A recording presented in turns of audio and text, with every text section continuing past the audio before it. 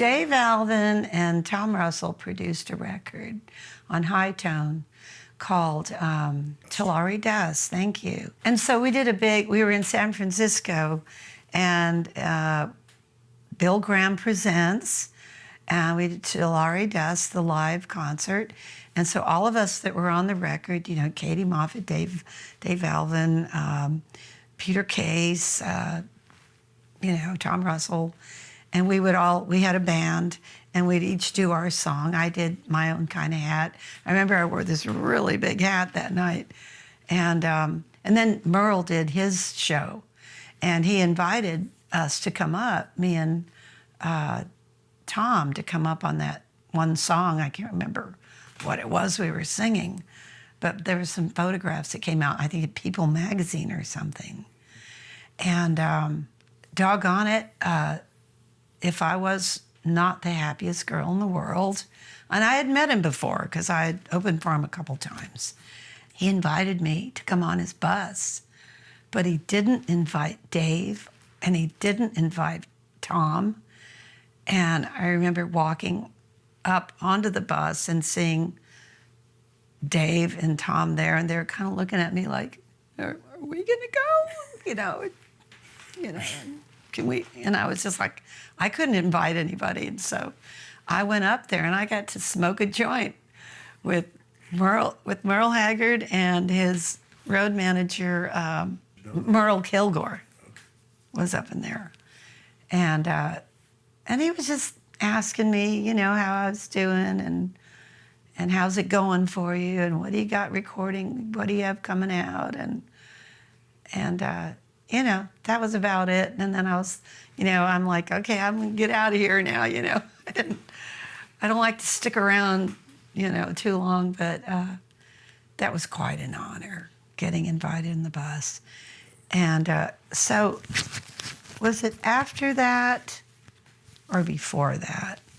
I got to play, I guess it was the Newport Folk Festival too, maybe, well, somewhere.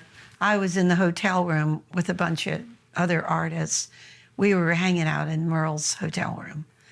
And I wrote a song with Leroy Preston called Merle Haggard.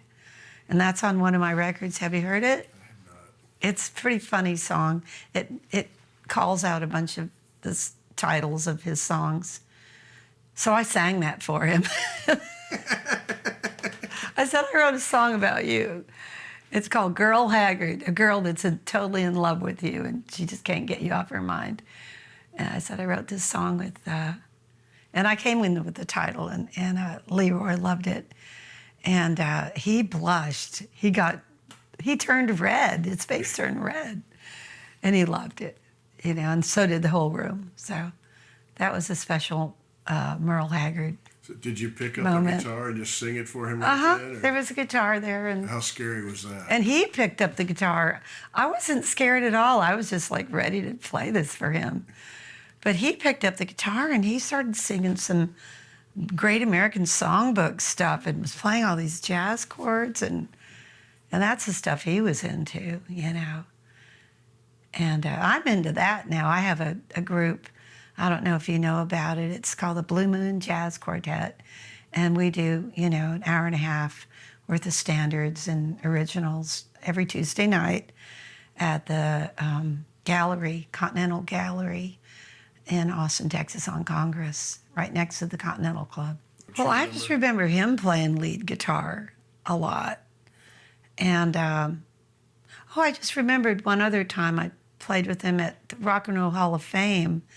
He was on that bill, and that would have been maybe, that's the last time I saw him. His son was playing lead guitar with him. And it was, Dave Alvin was on it, and myself, and that's when I met Earl Slick and David Johansen, and probably a couple other. There was a woman named Melina Moy, the other female guitar player, and but that's right. I was hanging out with Nancy and him and his son backstage, watching other people from the side, and we visited a little bit.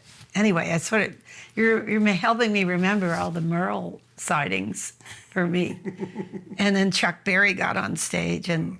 he was having a hard time remembering his lines, but his daughter was there helping him, like you're helping me remember things. And I did that song, Up in the Morning and Out School, and I was like, I went up to Chuck Berry and they said, you know, he doesn't talk much and kind of leave him alone. But I went and I played this chord, da-na-na-na-na-na-na-na-na-na. And I said, is that the right chord? And he went, he didn't say anything. But my friend has a picture of him going like that to me. And I'm like, that means everything to me, that picture. Played the right chord, yeah.